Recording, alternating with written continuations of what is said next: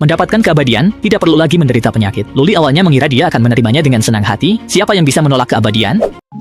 Yokoso di ruang wibu. Gas langsung kita nonton. Namun, Tan Yanyu malah menundukkan kepala dengan sedih. Sudahlah, hidup dan mati sudah ditentukan. Sejak aku terkena penyakit mematikan, aku sudah melihat betapa dinginnya dunia ini, dan dengan penampilanku sekarang, apa gunanya hidup lebih lama? Luli terdiam, tidak menyangka dia menganggap kecantikan lebih penting daripada hidup. Tetapi bagi Luli ini bukan masalah besar. Dia mengeluarkan jam saku waktu, mengucapkan mantra, Mami Mami Hong, mempercepat umur sel kanker di tubuhnya agar cepat musnah. Setelah cahaya emas menghilang, Tan Yanyu terengah-engah seperti habis berolahraga. Ketika dia menyentuh pipinya, dia menemukan bahwa tidak hanya kulitnya yang kembali elastis, tetapi rambut yang dicukur habis juga tumbuh kembali. Dia membelai rambutnya yang kembali tumbuh, menggigit bibirnya dengan kuat untuk memastikan ini bukan mimpi, karena sejak dia terkena penyakit mematikan, penampilannya berubah menjadi tidak karuan, dan segala sesuatu di sekitarnya juga berubah. Dia bahkan beberapa kali berpikir untuk bunuh diri. Namun hari ini dia mendapatkan kesempatan untuk terlahir kembali. Tan Yanyu langsung berlutut dengan suara, "Oh." Dia bilang, "Tuan, saya bersedia melayani Anda mulai sekarang." Tan Yanyu datang ke klub keabadian keesokan harinya. Meskipun dia hanya seorang jenius dalam desain, kemampuan perencanaannya kuat. Jadi Luli memintanya merencanakan perkembangan klub keabadian selama hampir 1 tahun. Sisanya adalah pengembangan yang stabil dan mencari lebih banyak klien. Kemudian, Luli dengar seseorang diam-diam menyelidikinya. Jadi dia meminta Robert pakai sistem mata langit untuk memeriksa dan segera mengunci sebuah gedung. Ternyata itu adalah mantan bintang wanita yang dipermalukan. Dia adalah kekasih dari orang nomor 2 di grup Yo. Robert menemukan Yo Hanyang bukan orang baik. Secara terbuka di real estate, diam-diam dia bertindak tidak bermoral, menipu wanita menjual diri, memaksa mereka berfoto sebagai ancaman. Di real estate, dia penipu ulung, membangun gedung mangkrak kebiasaannya, tidak diketahui berapa banyak uang buruh yang dia tipu. Beberapa hari lalu, dia berkelahi dengan polisi karena melarikan diri dari kecelakaan mabuk. Ini puncak gunung es. Konon, karena pembongkaran paksa rumah, dia mengubur hidup-hidup pasangan tua. Luli mendengar hal ini merasa sangat marah. Dia bukan pahlawan, tapi karena lawan mengusiknya, dia siap menyingkirkan ancaman. Karena orang jahat ini bebas, pasti ada pelindung kuat, jadi masalah ini harus ditangani diam-diam. Di tempat latihan, Peng Ha maju pesat di bawah tekanan pelatihan intensif instruktur. Awalnya dipukuli, kini dia bisa melawan. Instruktur menyukai anak ini, meski kurang pengalaman, dia lawan sulit.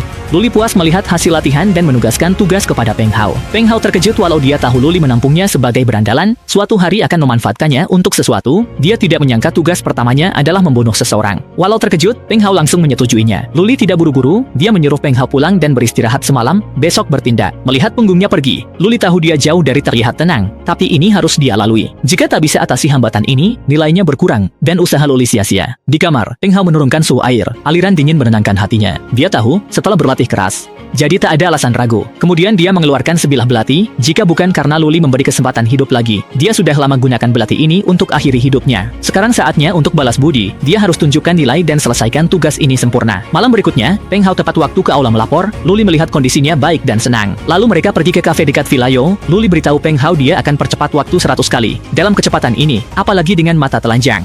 Bahkan kamera pengawas pun sulit menangkap gambar dengan jelas. Meskipun ada banyak pengawal, dia yakin Peng Hao bisa mengatasinya. Dan permintaannya juga sangat sederhana, yaitu membasmi semuanya. Luli menekan jam saku dan waktu langsung melambat hingga hampir berhenti. Peng Hao dengan cepat berlari menuju villa keluarga Yo. Dua pengawal sedang berpatroli di halaman, hanya merasakan bayangan melintas. Meskipun menyadari ada yang tidak biasa, mereka tidak terlalu memikirkannya, karena di halaman ada seekor anjing Kaukasia berdarah murni. Setiap gerakan sekecil apapun tidak akan luput dari hidungnya. Bilah pisau dengan cepat melintas di leher anjing penjaga itu. Peng Hao menyadari penciuman anjing tajam, jadi dia mengambil risiko mengatasi anjing dulu. Situasi ini membuat pembunuhan mudah.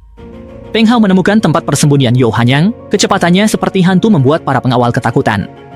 Pengawal lain tak sempat melihat gerakan Peng Hao, langsung ditusuk di vital dan tewas. Darah menetes dan mewarnai tanah merah. Nyawa dua orang itu berakhir.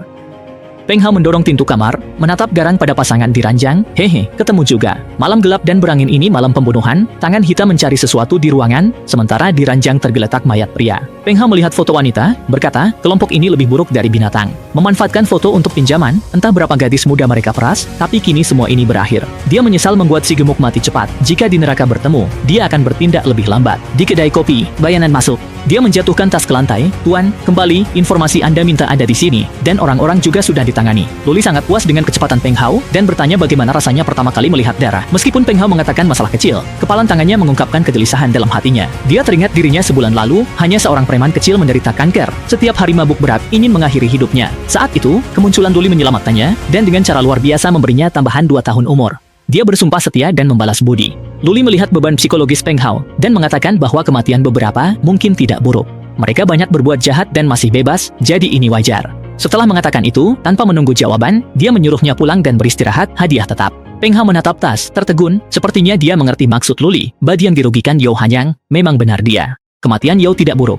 Setelah memahami, keesokan harinya Peng Hao ke pusat pelatihan, meminta pelatih bertarung lagi. Kali ini dia tidak akan kalah. Pelatih melihat Peng Hao yang penuh percaya diri, tersenyum lebar, dan berkata, aku tidak akan menahan diri. Suara pertempuran yang sengit terdengar di arena latihan, pelatih menerima pukulan keras dan jatuh ke tanah dengan suara gedebok. Tak disangka, Peng Hao yang tidak terlihat semalam menjadi begitu kuat. Bukan hanya tatapannya yang lebih mantap, tetapi pukulan dan tendangannya juga menjadi lebih ganas. Apakah sesuatu yang menghalanginya sebelumnya akhirnya telah dilepaskan? Sementara itu, di luar villa keluarga Yo, seorang wanita mengenakan rok ketat berjalan tergesa-gesa. Kondisi Tuan Yo memburuk, kemarin tidur awal. Masuk rumah, tak melihat pengawal, menyadari ada yang aneh, segera berlari memeriksa. Sekretaris ketakutan, jatuh lemas, berteriak, pembunuhan, pembunuhan. Polisi segera datang mengamankan TKP. 2 orang di tempat tidur tewas oleh senjata tajam, cepat dan mematikan. Namun, ahli forensik heran, 2 pengawal dan anjing di luar rumah mati hampir bersamaan dengan 2 orang di tempat tidur. Area kejadian ratusan meter persegi, berlari mengelilinginya butuh lebih dari 1 menit. Bagaimana pelaku melakukannya? Kapten berteriak, rekaman CCTV? Ada temuan.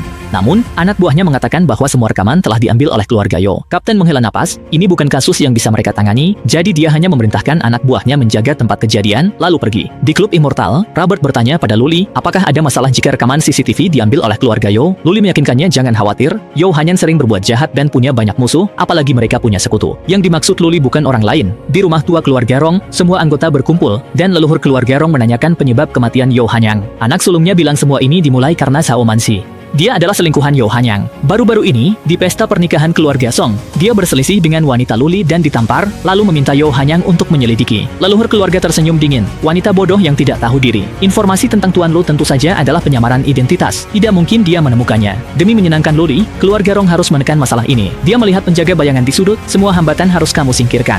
Namun, Luli mengawasi percakapan mereka. Ini sesuai rencananya, keluarga-keluarga ini akan melindungi diri mereka, sementara dia duduk tenang dan mendapatkan keuntungan. Berita pembunuhan adiknya, Yo Hanyang, di rumah keluarga Yo sampai ke telinga kakaknya. Bawahannya ragu-ragu tentang penyelidikan, dan Direktur Yo yang marah menatap tajam. Jika kamu tidak bisa menjelaskan, kamu akan ikut dikubur, sehingga bawahannya membuka rekaman pengawasan. Tampak anjing itu masih senang makan daging, darahnya berceceran. Pemandangan mengejutkan ini juga membuat Direktur Yo terkejut, bawahannya memperlambat video, hanya samar-samar melihat bayangan memotong tenggorokan anjing. Direktur Yo memutar ulang rekaman lebih dari 20 kali, akhirnya percaya adiknya menyinggung siapa. Dia menoleh ke sekretaris, yang menceritakan detail kejadian di pesta pernikahan keluarga Song. Ketika mendengar Tuan Tua Song sekarat masih membela seorang pemuda, dia curiga. Orang dihargai Tuan Tua Song, tidak mungkin orang biasa. Orang ini mencari mati, seret adiknya terlibat. Saat itu, bawahannya beri petunjuk penting. Keluarga Rong dan keluarga Song dari 4 keluarga besar sering bertemu. 2 orang tua sekarat tiba-tiba sehat, seolah bisa bertahan lebih lama. Direktur Yo menghela napas, tinjunya terkepal. Masalah ini cukup, tak boleh diselidiki lebih lanjut. Semua di ruangan ini hari ini harus dirahasiakan. Kalau tidak, dia akan mengubur adiknya, sebab orang yang bisa membuat 2 keluarga besar bersatu untuk melindungi tak bisa diusik Yo. Tanpa strategi matang, dia tidak bisa bertindak gegabah. Tanpa sadar, sabarnya, dia berhasil menyelamatkan nyawanya sendiri. Diawasi Robert, melihat Yo ketakutan, Robert tertawa kecil. Di hadapan kekuatan tak diketahui, yang terkuat pun langsung ciut, mengikuti Tuan Lu benar-benar sangat menyenangkan. Saat itu, suara alam berbunyi. Mekanisme deteksi talenta menunjukkan peringatan jenius peringkat 10, dan langsung kaget. Orang itu adalah Tang Xiaorui, otoritas di bidang kehidupan Tiongkok. Demi perkembangan negara, dia meninggalkan perlakuan istimewa untuk kembali. Sosok legendaris di buku pelajaran hampir meninggal. Dia segera mencari Luli.